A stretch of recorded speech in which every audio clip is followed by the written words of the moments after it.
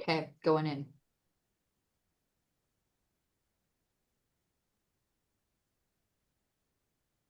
Hi, everyone. We're going to give it a few seconds, let all of y'all filter in, and then we'll get started.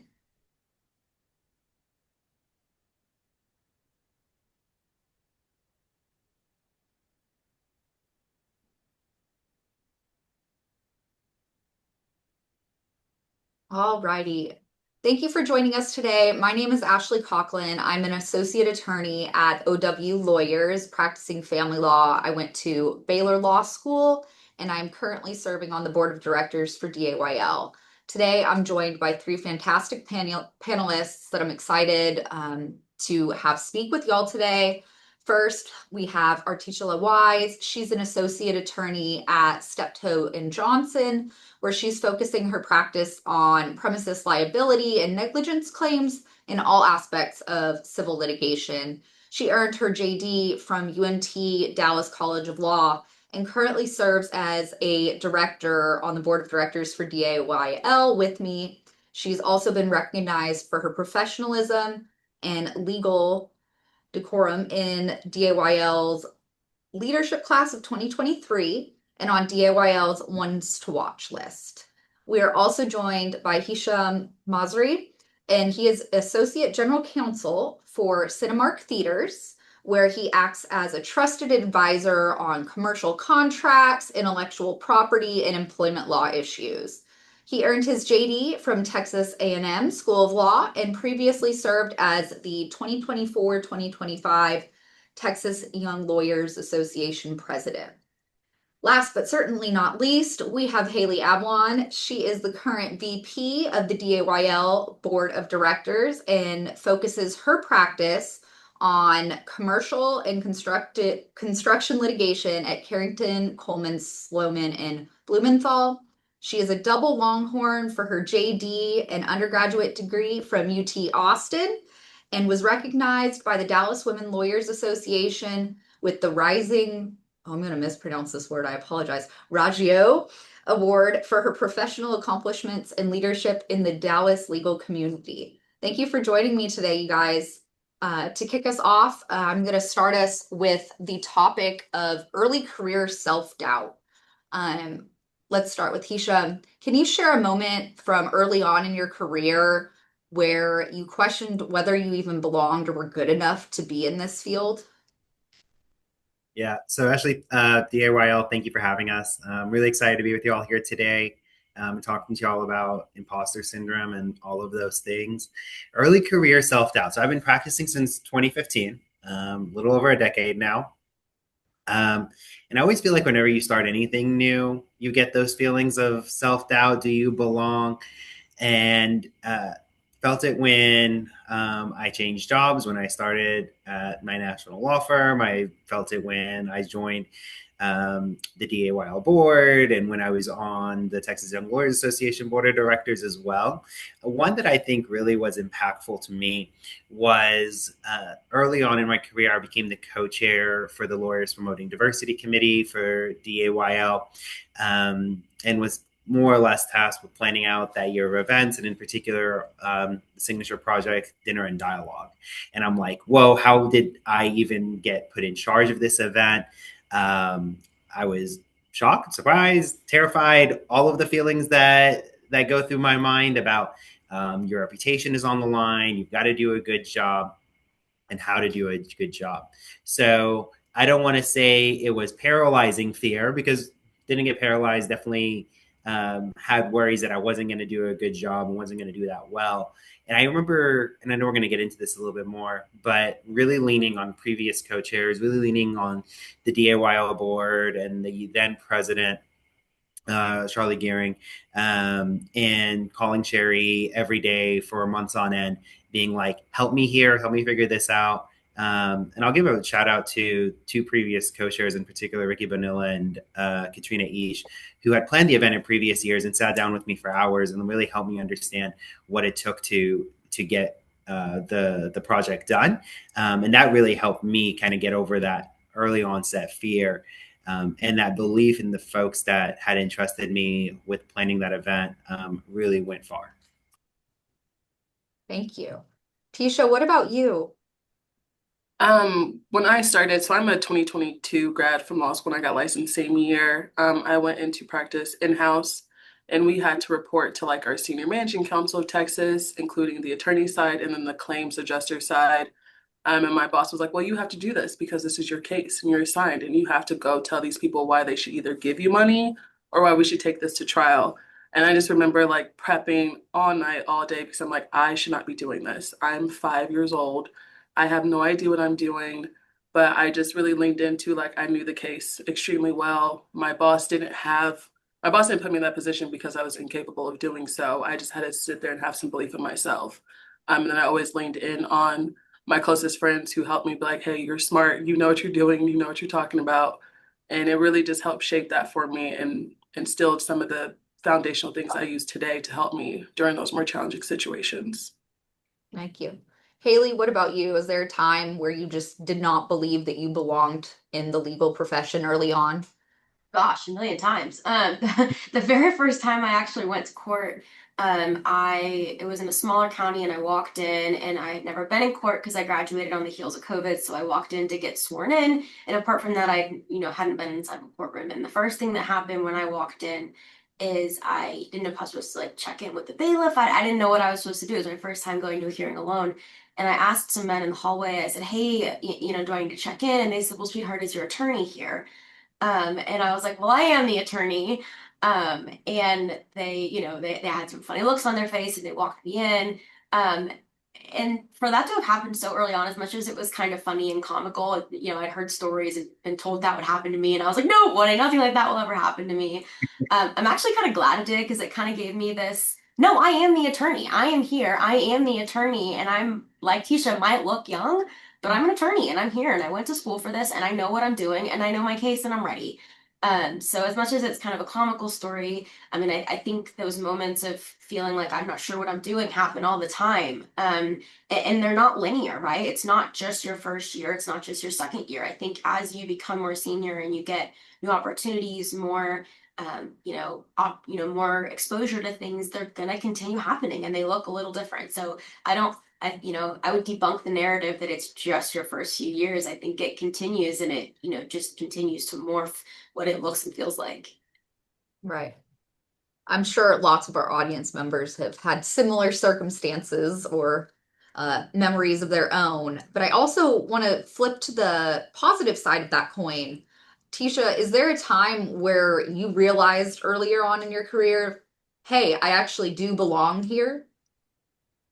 Yeah, it was my first trial. And I was going against a very like seasoned attorney. It was in small claims court, JP. So I was like, they're like, hey, just go try it, see what happens. And it was very rewarding at the end. In insurance defense world, if you get a verdict less than what your estimated value is, you did amazing and they love you so much.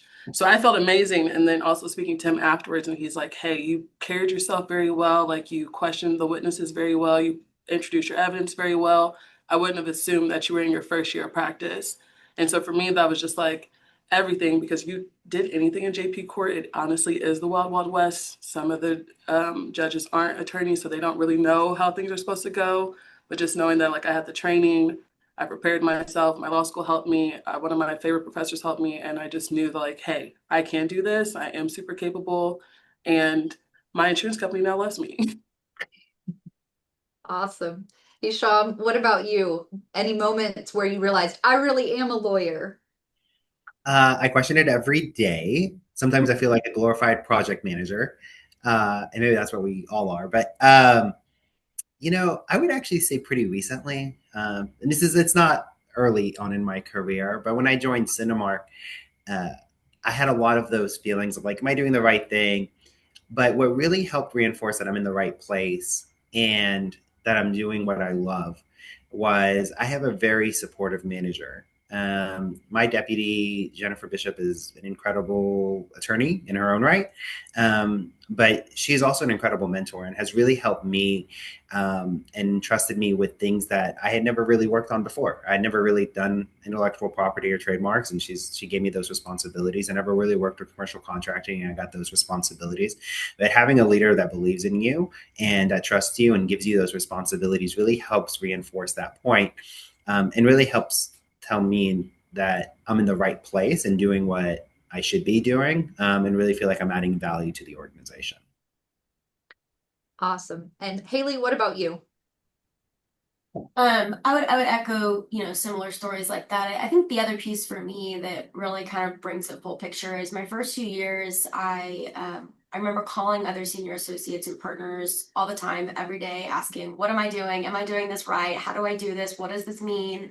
And I think for me, when I was became the person that everyone started coming to, I think that's was, selfishly a moment of like, oh, this feels great that I can pay forward the mentorship that I've given, but I guess I do know what I'm doing because I can answer your questions. And and if I didn't, it's no longer me having to ask all the questions. And I do ask questions all the time still, but I think when I was like, oh, I really am able to help other people, that's when it began to really feel like, oh, I really do know what I'm doing. I got this.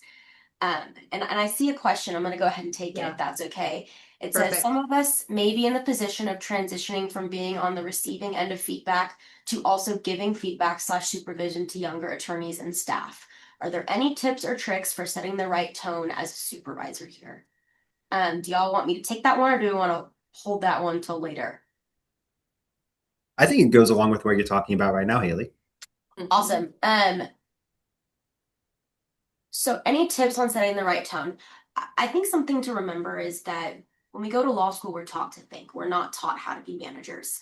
And so I think, I mean, candidly, I'm in that same situation as well. Trying to navigate that myself. I think something that might be helpful is being candid with someone of, hey, I hope this doesn't come out wrong, but here's my thought. And then afterwards, maybe not right away, but asking, like, this was one of my first times giving feedback. How did that land? Is there any way that I could have said that differently? And I think I just think about myself when I receive feedback and how do I like to receive feedback. I know I'm a very delicate flower when it comes to feedback. And so I personally try to phrase things assuming other people are going to be delicate as well. And then if they're not, great. But I think just really trying to, when you give feedback, be mindful of recognizing everyone's efforts, recognizing things they did well, and then talking about how together you can, uh, make changes in the future or do things together. So it's not a you this, it's a we this. And I think that helps it to land more softly while also getting the point across. Ashley, do you mind if I also chime in? That's perfect. Yeah. So first, I'll just say shout out to DAYL, right? We thrust you into positions of leadership when you're managing committees and managing projects and managing other attorneys doing things. And that really is a skill set that is hard to get early on in your career. So I would seek out opportunities doing bar service, and you will be put in positions of leadership where you're managing teams and getting an opportunity to kind of figure out what works and what doesn't work. The second thing is that no, this isn't like an inherent skill, like Haley said. Like we don't get taught this in law school. We also don't get taught. I mean, we do get taught how to read and write and research, but even coming out of law school, these aren't like inherent skills that we've all had, right? It takes practice, and that's why it's called the practice of law. And it takes years of doing these types of things to really get good at them. And I think management and leadership is the same thing. Is that you've got to practice these skills. My favorite book, and it's an old one on this subject, is the Seven Habits of Highly Effective People. It talks a lot about leadership. It talks a lot about self-reflection and how to manage a team and the way that you come off. And I think if you're focused on that and you're trying to learn how to manage a team, that's a good place to start. And there is a whole host of books on the same subject. This is Start with Why, the five, what is it, the five features of a dysfunctional team. But anything along those lines will kind of get you on the right track and kind of get you along the lines of how to start managing others. I see we have another question, but that does touch on one of our later questions, so we'll come back to that in a little bit. But I do want to move on to the next topic. I think it's one that's helpful for our audience members, talking about billables and self-worth, and then what if you don't have billables? So how do billable hours and performance metrics help shape your sense of self-worth? I know I'm a billable attorney, but not everyone is. Tisha, I know that you started in the non-billable world and now you've pivoted into the billable world. Why don't you tell us a little bit about that? Yeah, so my first job at Allstate, we were not billable. I believe like if you try to go there now, I think they're trying to do some sort of billing. So my worth was determined upon our performance evaluations, and it was like you have to meet these certain things by these certain times. And if you're hitting 97% of that, then hey, you're doing amazing. You're going to qualify for your bonuses and all those things. And then with transitioning into billing, I don't think I have the stress and the worry and like the anxiety that other people have because I'm like, oh, I have to reach 1900 hours within the course of a year. I just simply 1900 divided by 12 and saw what that was and was like, okay, as long as I hit this, I can make it be better. What I got to learn was that hey, if you go on a 2 week extravaganza like I just recently did, that doesn't count towards your billable. So essentially you do have to make that time up. I don't let that distract me from living my life because I think if you're not taking vacation, you're not taking some time away, it's not going to be best for you ultimately. But I understand too, along with billables, along with we have what is called like non-billable hours where they encourage you to go out and do other stuff a certain amount. I know I have those, so that can my vacation time can count towards that, or my DOAL time can count towards that. And so I just try to look at it like, hey, is my boss saying I'm doing okay when I go into my performance reviews with them now? Am I actually hitting these hours? Am I making up some of that time from when I was on vacation? Because I wasn't, I won't say built, but I wasn't conditioned in that system starting out with billables and understanding those stressors that others may have gone through. Awesome. Haley, what about you? I know that you've switched careers, but have you always been a billable hour type attorney? I've always had billable hours. And I want to pick up on something Tisha said, which is the idea of vacation. And I think it's so important. I know I'm going a little off road here, but I think it matters. So if you're, especially as a young lawyer, you're thinking about my job is to hit X number of hours per month, per year, etc. And I think it's really important to remember that there are going to be months that are lower for you, whether it's a holiday, whether you have, a tragedy in the family or a birth in the family, or if you go on your honeymoon, or or you're sick. There are so many reasons why you can be low one month. And so I think it's really hard when your first few years to want to do everything you can not to have a low month because you don't want to have to explain, what happened, why, what you were doing. But I think it's really important that you take that vacation, because otherwise you're not going to come back to your work as your best self. You're not going to have that time, with your family and to reset. And so it matters not only for the quality of work that you provide in your place of employment, but also for your personal health, because this is a really hard career. Burnout is a real thing. And, taking that time for you, even at the expense of having a low month, is absolutely worth it in the long run. But to your question, I've always had billable hours. The number has changed through different firms, but that's not a new thing. And I think one more thing too is you're gonna also have days where they're lower, right? Like if you have a doctor's appointment, and these are all things that have happened to me in the last month, or you take your dog to the vet and you get stuck there for, longer than you plan. There are so many reasons why your hours for a given day may not look the way you anticipate or the way you would want them to. Um, and that's okay. Wake up earlier the next morning, stay a little later the next day. It's an art, not a science. So yeah, I mean, if you're sitting here figuring out like, gosh, how do I get my billable hours? I think you and every other attorney are having the same question, right?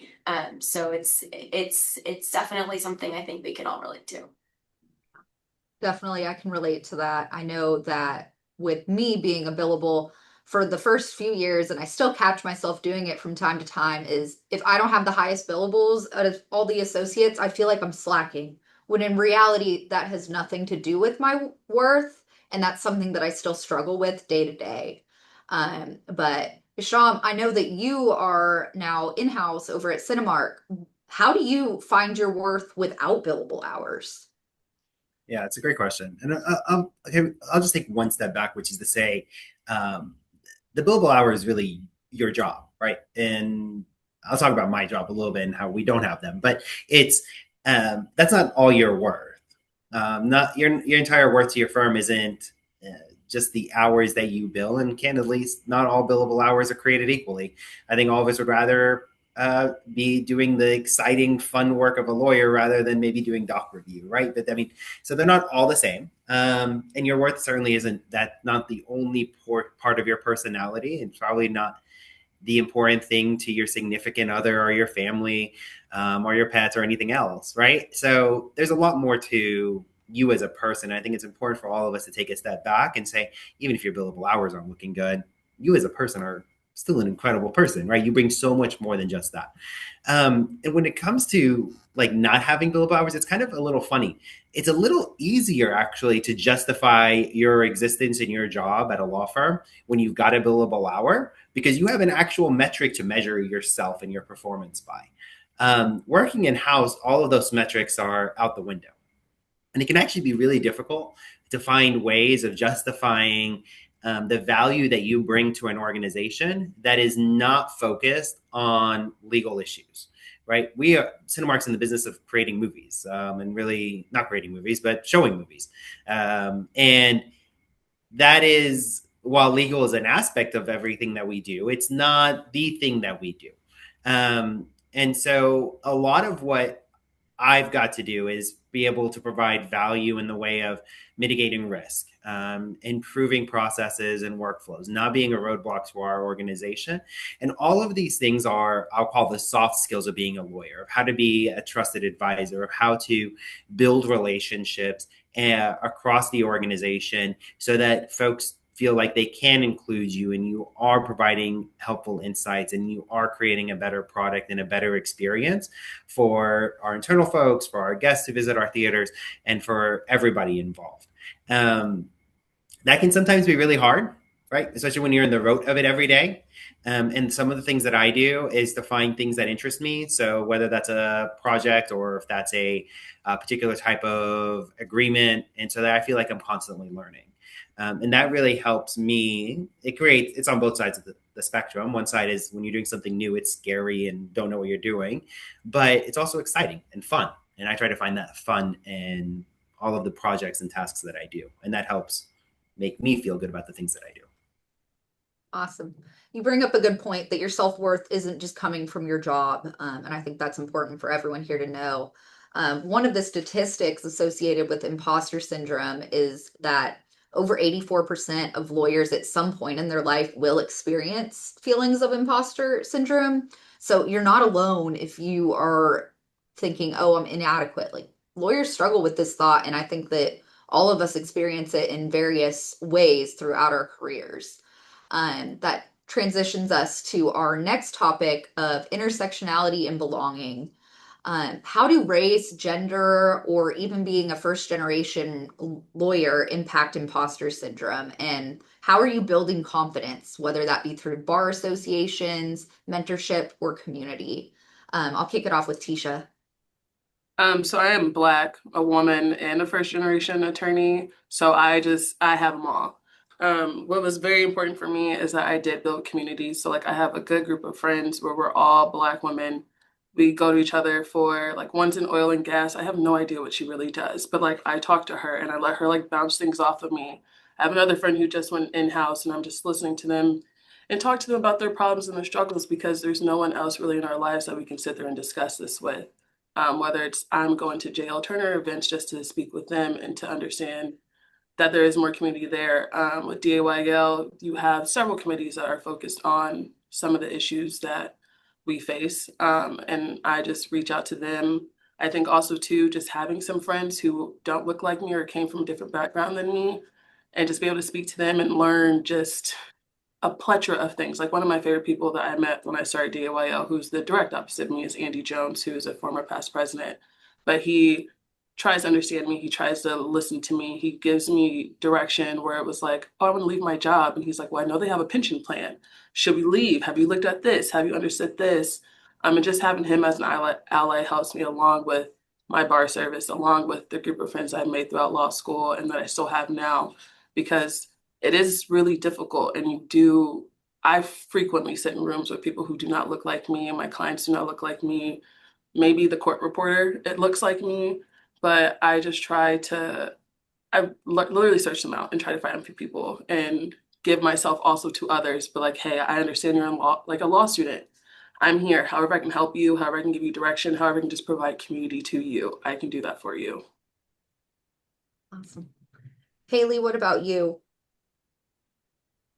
Gosh, I think visibility and matters. For me, I am engaged to a woman, and finding other people who, and to Tisha's point, not everyone I'm in a room with is similar to me, but we also do have so many similarities beyond just that. And so I think for me, finding places that are similar has been really helpful. And putting myself intentionally in communities where I'm not the only one, it's been really impactful for me because it's made me feel like I wasn't the only one. And more than that, it's given me a personal, I guess, goal, if you will, of making sure that someone is representing every group at every table. I think that really matters. And different groups need different representations, and they all matter. So, for me, I think what I try to do is A, open the door for others, and B, I try to lead as authentically as I can, and be who I am all the time. Now, is that possible in every scenario? No. Is it the thing I lead with? No, because that's not, who I am. That's not what makes me me. But I do think discussing who we are and what our backgrounds are and what our communities are matters, because you don't know, to Tisha's point, what law student or other person within the industry or adjacent to the industry need to see someone that they relate to, whatever that thing is that they need to see. I just think representation and visibility matters. So I think for me, the bar association and bar service has been a huge way to meet people, um, both who are similar to me and not similar to me. People have gone out of their way to prop the door open for me or invite me to the table. And I've been really, really fortunate to have been, in that community. So, if you're looking for other people and you feel like you haven't found your peeps yet, keep coming to things because they're there. You just haven't found them yet. Right. And that kind of ties into our question in our Q&A of what do you suggest for someone who is lacking mentorship support in your job earlier in your career? And the bar association, if you don't have that type of mentorship in your firm, come to the DAYL events, come to DBA. If you're not in the Dallas area currently, go to your local bar chapter and mingle. But I want to make sure that I give Hisham an opportunity to describe how race, gender, unique characteristics might have impacted your imposter syndromes or any of those feelings. Yeah, so when I first started in bar service, well, okay, let me be first, very candid and honest. I first got involved in bar service because I just needed a job. But then I realized I'm like, oh wait, this is like way more than that. I think the interesting thing about bar service is that um, everybody that's there, everybody who's, it doesn't matter, pick your community, is that they're there to build community. That's the reason they show up to events. That's the reason they serve on panels like this. That's the reason they go to these CLEs. If you want CLEs, there's 1.5 million ways to get it online without leaving your office. But if you're going to a bar event, or I'm probably preaching to the choir to like everybody who's in this room, but it's they're there for the community aspects of it. So you're already in good company. And the other thing is that when I got started in bar service, there wasn't like any bar association that really matched my demographics. Some have now popped up in more recent years, but I wasn't thinking broadly enough. Now I knew I was a young lawyer, and so I gravitated towards young lawyer associations like DAYL. And then the other one was the Texas Aggie Bar Association because I'm an Aggie lawyer. And so those were I would think broadly because I think we have a lot more in common than we have different, and that everyone wants to help. And these are all volunteer organizations that are probably like associates in the same year as you, or around the same year as you, or are going through the same things. The ones who are more senior have gone through the same things before, and I find that people always want to help. The past DYLA president, Victor Flores, once told me, he said this in a crowd during a speech, is that you're standing on floors you did not sweep, and you're walking through doors that you did not open. So wherever you go, sweep floors and open doors. And I like to live by that mantra, which is we should be doing all we can to help the folks behind us as well. And so, like Haley said. Can I jump in to add a little bit more on the question, Ashley, that you raised, which is the what do you do Of if you course. don't really feel like you have a mentor? Because Hisham started talking about it, and I think it really, really matters. So if Yeah. you don't feel like you have a mentor within your firm or you don't feel like you have support, um, something someone said to me once that really stuck with me is you are the pilot of your own career.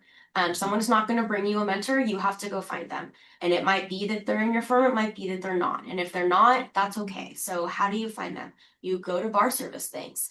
Going to bar service things at first, I think, are pretty uncomfortable because no one likes to walk into a room with people where they don't know anyone and everyone else knows someone. So, what do? You find a buddy and you bring your buddy with you. And if you don't meet anyone, you try again. And if that doesn't work, you call one of us, and I think any of us would go with you to an event and help you find people because I think like I know for me, I wouldn't be where I am, A, in terms of happiness, but B, in terms of the network I have, had it not been for other people bringing me in. And it gives me joy to pay that forward. And I think all of us would say the same thing, right? So you go find your mentors and they don't have to be someone that has, X, Y, or Z in common with you. To Teacher's point, they can be completely different than you, and they can still maybe, what they value is the fact that they don't have your same perspective on things. Maybe that's how they, bring you into things. So I think that's one way you find it. The other way you find it is if you're in your job and you can't find someone to mentor you, and I don't mean in terms of how do you get business, I mean in terms of how do you hone your craft. If you're not finding someone who will teach you the technical skills that you need, then that's when you start to ask yourself if you're in the right spot. And I think that goes back to you're the pilot of your own career. I don't think the answer is you just leave wherever you're at because you're not easily finding a mentor. I think you double down and you keep hunting. You hunt internally, you hunt externally. But if you get to the point where you cannot find a mentor and you cannot get guidance and someone to help you grow in a professional way in terms of your skill and your craft, then that's something I think you have to consider. Again, it's not the out, it's the last, in my opinion, it's the last thing you think through. But no one else is going to come to you and say, hey, Haley, I've noticed you don't have a mentor. Let me help you find one. You have to be willing to ask those questions and show up in spaces where you're uncomfortable to find that for yourself. So I think that's, it matters. And you don't get to where you are without having people who can be the shoulder to cry on, the person to guide you into a room. You need to have those people. And so that's so important because this is, like I said, this is a hard, hard, hard profession. The number of times I've called people crying, just needing a friendly someone to say, you got it, it's okay. I think we all are in that room. And if you don't have those people, and not just people in your life like your friends, people who are in this industry and understand some of the pressures and the challenges, you need to make that for yourself. A, for your happiness, and B, for your network. So, anyways, that's my quick plug. So go to DYL. I appreciate that. And then I want to make sure that I give Hisham and Tisha a chance if you all have anything to add to that before we pivot. I just want to say one more thing, which Of is course. make sure you know why you want that mentor. We have mentors for different reasons, right? Maybe I do need somebody to help me build relationships, someone to network for me. Maybe I need somebody to champion for me in certain circles, but know why you're seeking a mentor. And that will also help you find the mentor that you need. If you need somebody to teach you those technical skills, that's going to look very different than somebody who's going to help you build your network. And so I would seek out the right mentor for the right job. I'm one person who did not, until probably my job now, I did not have a mentor in my job. My mentors were always external contacts that I made. One was like my moot court coach in law school. One was I met at like the benchmark conference. And so like I would regularly go to them and then they would just be like, hey, to Haley's point, you just seem really unhappy there. Or maybe they're not honing in your skills the way that you need them to. Or maybe this place is a little beneath you and you should go somewhere else to excel. And I think it was super important for me because I was just in the thick of the things and doing everything and just putting my head down and working, but not realizing, hey, well, actually, I'm kind of bored, or I don't really think I'm being challenged. And it was them being in bigger positions in their life where they're like, hey, you are so much better than what you're doing right now. How about you just, leave that place and go somewhere else? And now I'm very grateful that my boss I have now, I would consider my mentor and someone that, is really, really pouring into me. So you can always find them. Yeah, and I'm sorry, just jumping one No, more you're time. good. It doesn't always have to be, when you think of a mentor, it doesn't always have to be someone more senior than you. I think the idea of peer mentorship is also so important. And so just a reminder that it doesn't have to be someone who's years ahead of you in practice. It doesn't have to be someone who's doing the exact type of practice. I think it can look really different, and there's no limits on who can or can't be, a mentor for something. Awesome. All right. Next up, overworking as a response. I think this applies regardless of whether you're billable or not. Have you ever tried to cope with your feelings of being less than or your imposter feelings by overworking or over preparing? We'll start with you, Sean. Oh, absolutely. But I think this is my superpower, right? Is that I never think that I've done a good enough job. And so I feel like I may not be the smartest lawyer in the room, but I'm going to be the hardest working one. And so I'm going to put in all of the work that's necessary to get things done. And this idea of burnout, I will say that I think that it's really important that you are in an environment where your pendulum swings, right? If yours is stuck on one end of the spectrum or the other, you're not in the right environment. And what I mean by that is that on one end of the pendulum, you are all go, all work, working really hard. It's trial, it's the motion for summary judgment, it's that big important deal at the end of the year. And on the other end, it's not learning, not doing anything, you're on vacation. I think your pendulum's got to be able to swing, and this applies to everything in life, whether it's your career and doing your legal work and your job, and your family life as well. And being able to overwork when you in those kind of dire situations that it's really important, I think is really important. And it also gives you confidence when you're in those environments that I know what I'm doing because I've looked at every facet of the work that I'm doing and I feel 100% confident going into it. And that helps manage it. On and you'd ask like, where's the line between like diligence and burnout? And I Yes. think this is an analogy I had heard from an attorney. I can't remember his name. I think the first name is Mark Yarbrough, and he wrote a book called "Give the Middle Finger to Burnout." He's an attorney from West Texas, and he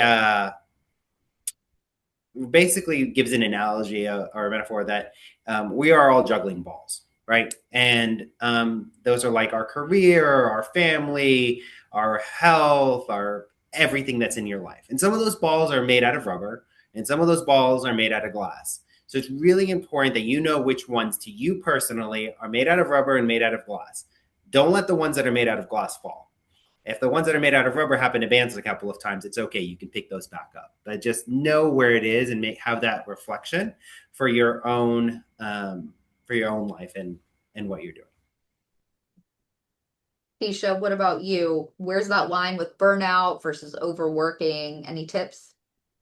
So if you guys know me, y'all know that I think of being a lawyer as just like a whimsical thing that I do every day. So for me, I know that when I'm getting stressed out, I'm getting really burnt out with work. It's like I can feel it in my body, or I'm scheduling more therapy appointments, or I'm just feeling like I'm being a little bit more negative, and I don't like to live in that space. So I try to clock it with myself very frequently. So I do go to therapy. I do all the things that are necessary. I'm gonna give my shameless plug to TLAB, and TLAB is great, and they have all these resources that you can use if you need to seek out those type of services and things to get the help that you need. I'm also a person where I feel like I'm getting super stressed out or super burnt out of a place. I will leave. I do not care what the old people say, and they're like, hey, you shouldn't be bouncing from job to job. But if a place is literally stressing you out, giving you anxiety, or you've never been in therapy before, and then you start going to therapy because of the job, that is not a place for you. That's not a place where you're going to be productive. That's not a place where you're going to grow. That's not a place where you're going to enjoy being there. You're going to become like this little dark cloud, and no one wants that for you. So I very much so just try to lean into the things that, like if you were in law school and they had like wellness events, I try to really lean into those and keep those at my forefront because I do enjoy what I do every day. I love litigation. I love the practice area that I'm in, and I don't want to ever not be doing it because everything's so busy, everything's so stressful that I haven't found things for myself. And I end up going and just like, my joke is I'm gonna go live in Bali and sell shells on the beach, but like, I'm kidding. I really want to keep practicing all the time. You are one of the people in my life that does a better job about work-life balance. So a lot of the times, I'm like, what would Tisha do? Haley, what about you? Overworking, burnout, what's your thoughts? I think y'all have really hit the nail on the head with all the things you've said, and I would echo a lot of those same messages. Um, I think it's just important to remember that things look different for everyone, depending on where you are in your career, how many years you've been practicing, what else you may have going on personally. And so I think another thing that's important is just to not compare yourself to other people. I think your measuring stick should be yourself, um, as opposed to other people. But I also do think that something that's been referenced is very important, which is that if you're not sure, odds are that sometimes if you have imposter syndrome, it's because you're not sure, right? Or you're scared of what if blank. I absolutely think that spending that extra time to, pick a partner's brain or pick a more senior associate's brain of, hey, I think this is right. Can you just give me a gut check? I think that's okay. And if that's the thing that's going to make you more confident the next time and then be able to pay that forward to the next person, I think that's okay. So for me, I do find that if I'm feeling imposter syndrome, what helps me is by gut checking myself. And most of the time, I'm right. And if I'm not, I learn. So I do think that for me, vis-a-vis imposter syndrome, I think definitely preparing extra or double checking, open that rule and read it again, even though you're pretty sure you know what it says or you've read it 3 times already. Doing the things you can to remind yourself of, no, you've got it, you're right, I think are really helpful. Awesome. So that leads us to the next topic of thinking traps and support systems. What are some common thought patterns that you have that when you're experiencing this imposter syndrome? Like I know for me, I get very, very anxious before I go to court, and so I ended up actually talking to one of my own mentors about it. Does it ever go away? Like I am physically sick before I go to court. I'm fine once I'm there, but the anxiety is so bad still, and he actually gave me some really good advice of it's going to get a little better, but if you're not nervous before going to court or before you're a big deal, then it might be time to change careers because we're doing these really important things and it matters. So nerves are a healthy thing, just at what level? Tisha, what thought patterns have you experienced, and did you have any mentors or even fellow peers that helped you through it? Yes, I'm very big at discounting my successes. Like, I'm just like, oh, these are just really normal, regular things. But in like actuality, they're pretty important. Like, I'm very much so like, I'm just a regular girl who just knows how to read and write. And like, that's all I do. And that's why I minimize it down to myself. But I think my peers, especially, like me and Ashley are in a group chat. I could say I wrote a nice notice of deposition today. And they're like, girl, you did it. You were amazing. You did so great. We're so proud of you. You're amazing. And those little things sometimes are really necessary and important for me because I do just be like, oh, this is just a normal course of life. This is just another thing. This is what's expected of me. But there are some things where it is a really big deal that you're doing them and you should be really, really proud. And I know that's something I'm trying to work on because even my closer friends do like, Tisha, this is actually like, they say I'm like the actual attorney. We're like, they're licensed attorneys as well, but I do more litigation, more bigger cases, things like that. And they're like, you should be really proud of yourself because you're going out there and doing the work and changing things. And I'm like, yeah, it's just Tuesday. But I really just try to make sure that I look in and be like, hey, this is actually a really big deal. You should celebrate this one way or another because I'll do it for everyone else, but I have to learn how to do it. I'm learning how to do it more with myself. You're doing it. You're doing the thing. Hisham, what about you?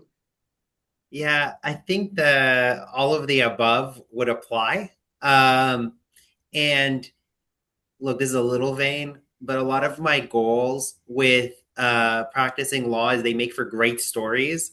And so everything that I'm doing, I'm like, how can I turn this into like the next cocktail hour, happy hour, whatever story that I can share with my friends and show them like how cool I am. This is why I do employment law. It is got the best, juiciest stories. Maybe you've got me beat actually with the family law stories, but no, I don't think we have any criminal defense lawyers on the call. So that's the No. only other practice I probably would have done is like go do like criminal defense law. Um, but I think the most common thought pattern that I catch myself doing is the I don't know what to call it. It's like after the thing is done, whether this is making the arguments or writing the motion. I think about a million different ways that I could have made it better after things been submitted, after I can't change it. And when I see myself doing that, that's when I realize I'm like, okay, I've fallen into a thinking trap that I can't change this. It is what it is. If I can improve it, I will. But trying to change it after the fact, I know is one of the most common things that I experience. And honestly, the way that I handle that is my wife, my significant other, is the best partner in the whole world. I have everyone beat there. And I talk to her about it. And she helps me be like, you realize this is like all in your head. And you did a great job and you've done fantastic and everyone loves you, which is probably all false, but it makes me feel better at the time, and that's all I need, and that helps me get through the next day. And I will say I have had a lot of friends, a lot of mentors who are the same way. I've already said this earlier, but I've got one of the greatest managers in the whole world, my VP here, Jennifer Bishop, and she does the same thing. And so having that is incredibly valuable. And I would say find your champion, the person who's going to be like, hey, you're doing great, like Tisha said. Haley, anything to add? Yeah, and I would think I kind of referenced this earlier, but I think comparing yourself to other people is just a really dangerous one. I know for me, I've been on the board for, I guess, DOL for, I guess, 4 years. It's my fourth year, maybe. And one of the best things about being on the board is I was around all these people who were accomplishing killer things several years ahead of me in their career. And I could hear them talk about what they were doing, how they were doing it, and it gave me, so much inspiration. And many of them became my mentors. The hard thing about that, though, is you forget that maybe sometimes some of the successes people are having are because they're a few years ahead of you. And so I began to compare myself of how come I'm not bringing in clients as frequently as they are? How come I'm not getting verdicts the same size they are? How come I'm not getting named this or getting that award? And it's so important to remember that, you know, don't compare yourself to other people. Like they are several years ahead of me. And if my measuring stick is to constantly compare myself against someone who is more senior than me, that's just not healthy and that's not productive. So there's a fine line of it's great to have people that you respect and want to be like and who you want to aspire to mimic their achievements. That's awesome. But when you have those people, remind yourself that you might, if they've had 5 more years of practice than you, it's okay that you're not doing the same things they are. So it all happens in due time. And I think that's something that I constantly am trying to remind myself. And that I would definitely tell people to remind themselves as well. If you find yourself comparing yourself to mentors of yours who have additional experience or years of practice compared to you. And that kind of actually ties into practical strategies. I think that that's a good reminder and setting realistic expectations and goals for yourself. Um, Tisha, do you have any tips or tricks for our audience members that help you deal with these feelings of imposter syndrome or inadequacy? Yeah, so anytime I get like a good little email, I don't, so I know some people like send them to themselves, but I take like a little screenshot because going through emails for me is extensive. So I'll just take a little screenshot or I'll share it with like a friend and be like, oh, I'm so happy this person did this or said this about me today. Because I know that we don't have a lot of situations where we're getting a lot of praise, especially when I do insurance defense. People do not like my side of the aisle at all frequently. So there's not a lot of applause, but I just take a little picture and I love when I go back on like your iPhone little photos and have like a featured moment and it pops up on like usually the best days when you really need it. And I get to see like, oh, this person congratulated me on this, or I remember when this person sent an email to my boss saying I was this. And so that really helps me with making sure and keeping focused that like, hey, you're doing a great job. You are doing what you're supposed to be doing and you're a smart person. I love that. Isham, what about you? One, you can see some of it. I put all my favorite things in my office. Put all your awards up. Put all your pictures of your family and your loved ones. I put playbills because I love Broadway shows. So whatever it is that makes you happy, put it in your office. I think that's one. Two, and shout out to past the AWOL president, May Ortiz. She gave me this tip, which is to have a done list or an accomplishment list. And this can look different for every person. One, you can like literally do what Tisha says, which is like print off the thing, take the screenshot, put it in a folder, keep it there. And on the bad days, you can go back and look at those. I do something similar, which is I keep an Excel, which is way less exciting than like printing off the box or taking a picture. I know, but like basically an Excel with like everything I've done. This is also like pro tip to whether you work in house or work at a law firm. Um, and this applies to like every person, whether it doesn't matter what environment you work in, which is we all have recency bias. We will always remember the thing that happened in November and December when we're doing our year end reviews and forget everything that happened in January and February. So I like to keep a list, and it's sorted by year by all of the things that I've accomplished. And then I use that list at the end of the year to do my performance review and kind of literally more or less dump it in there and be like, these are all the things I've accomplished. This is also really, really helpful for the young lawyers out there when you're trying to remember how many depositions you've taken, how many motions you've written, how many deals you've worked on, how many contracts you've reviewed, because then you can go and update your LinkedIn and your resumes with that information. And use that to hopefully find your dream job if you're not already there. Or when you're up for partner or you're up for some major accomplishment, it's really helpful. And in fact, if nothing else, if you're going to sit for the Board of Law Examiners and take your specialization test, you're going to need some of that information as well. So keep a record of everything that you work on and you do, because it's really helpful for like kind of all of these aspects of your life. And this is not very millennial of me, but you can also use Copilot, ChatGPT, AI, whatever, to review and summarize and look at all of that stuff for you nowadays. And it's actually pretty good at it. And Haley, I want to give you an opportunity. Any tips or tricks that you have for anyone? No, I think y'all nailed it. I think the only thing I would just echo is just find your people. Find your people you can go to and who you can confide in, confirm with, whatever that thing is that you need.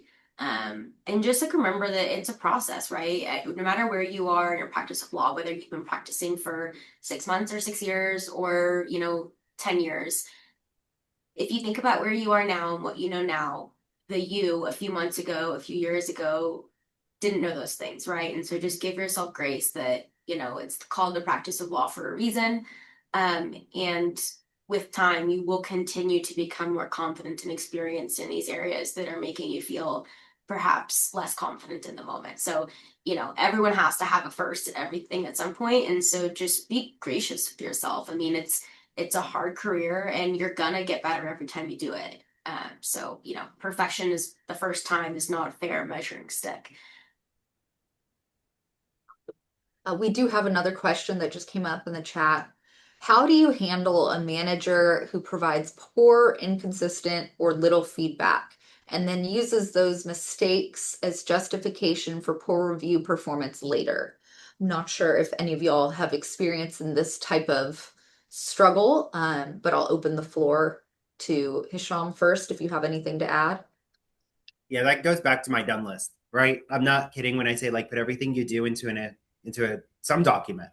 Um, and the easiest way I have found to do this is like practical tip, which is you probably have a to-do list somewhere, because we all do.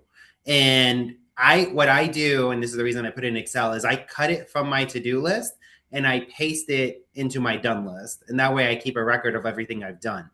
And this applies, and it keeps me organized. It keeps me accountable, because I would bet if it's like there's few mistakes in a year, it's that recency bias. It's easier for us to see mistakes. There's probably 9 out of 10 times where you did a great job, and you just need to remind them when you have an opportunity. Be like, you made one mistake on one motion for summary judgment, but I filed 10 motions for summary judgment this year, and all the other 9 were perfect. Or after the fact, like, hey, this was the lessons learned. And that's another really useful trick for mistakes. Okay, how did I make that? What mistake did I make? How can I learn a lesson from that? What can I do next time to avoid those types of issues?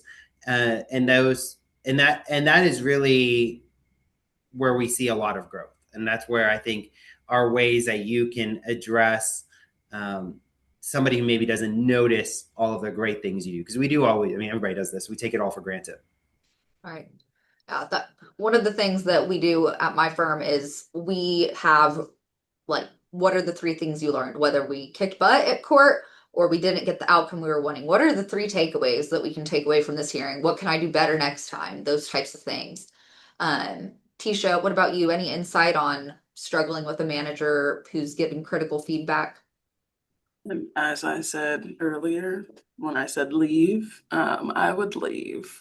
I would be like, oh, okay, and probably do the things that were said to do, but then be like, hey, I need to update my resume and I need to go somewhere where I can actually go get meaningful, substantive feedback and a place where I can actually feel like my accomplishments are being noticed and that they are actually wanting to work with me, wanting me to be a better attorney. I don't believe in staying places long where it's not beneficial for you. Yeah. And leaving might not always be the answer, but sometimes that really is the answer for your situation. That said, I do want to thank all of you for joining us today, and I want to thank our panelists for giving us some of their day and speaking with all of us. The CLE code is in the chat, so make sure you write that down and self-report it to the bar. As a finishing note, I want to let each of our panelists share some words of wisdom that they would have told themselves early on in their career if they had the chance to go back. Tisha or anyone, any one of you can go first. I'll let you choose. I'll go. So also kind of circling back to the question that was just there, if you're not getting feedback, ask for it. I think that it's really important to ask for two reasons. If you're not getting feedback because your supervisor doesn't want to hurt your feelings or, doesn't want to bring up things you did wrong, by you vocalizing, hey, I want to continue to learn, I want to improve, I want to understand why you did this thing so that I can understand in the future, that opens the door for them to be able to give you feedback without, worrying that they're gonna, get you down. If the issue is that they don't have time, they're just so busy, schedule a meeting, ask to get lunch, ask if you can spend 15 minutes to talk about that MSJ draft so that you can understand, hey, what are the two things I can do differently next time? So I would just say that feedback is really important for two reasons. One, to keep communication open between you and the people who are, giving you work and teaching you and, helping you to form and create as a lawyer. But two, for your own development. It's important to understand what you don't know so that you can, begin to hone those areas. And it's important. I just think definitely ask for feedback. And anytime you ask for feedback, remember you asked for it too, right? You may not get that you're doing amazing, but when you get that feedback, if it's hard, to the extent you can, try to challenge yourself to think about, okay, what did I learn from this? And if you need to make a list of lessons learned and have that next to you of, okay, for all of the things I messed up or failed, whatever, reframe that, throw that out the window, reframe it as these are the things I learned that I didn't know before. So again, that doesn't take some of the sharpness out of it sometimes, or that doesn't take away sometimes the infrequency, but do yourself a favor and ask for it would be my advice. Tisha? There's a Brene Brown quote that I love. It says, "Don't walk through the world looking for evidence that you don't belong because you will always find it. Our worth and our belonging are not negotiated with other people. We carry those inside of our hearts." So just make sure that you know where you stand, who you are, what you're doing, and what you're capable of. Tisha? I didn't know teacher was going to say that. So, but it goes actually exactly what I wanted to say as well, which was, look, I don't know everybody who's in this chat. I probably don't even know most of you, but I can tell all of you the same thing, which is you're all more than capable of doing every single aspect of this practice. You can take the deposition, you can do the trial, you can get the deal done, you can meet with the clients, you can do all of it. And advocate for yourself. The folks who are not in this room are doing that, right? The folks who are, don't wait until you're a fifth year or a 10th year to be like, oh, now I'm ready to take the deposition or be first chair in the trial or whatever it is. You are more than capable of learning it, figuring it out. We all survived law school. We all took the bar exam. We all have the same license. So you are capable. You can do it. Let me be the first to tell you. And if you don't believe me, call me or text me and I'll tell you it over the phone too. And so believe in yourself. And when given the opportunity, you should take it. And you should ask for it, right? Ask to take that trial. Ask to do that deal. Ask for that additional responsibility. Because I believe in you and there's others who believe in you and you can do it. Awesome. Love ending on that note. Once again, thanks for joining us, y'all, and I hope you have a great rest of your day. Bye, everyone.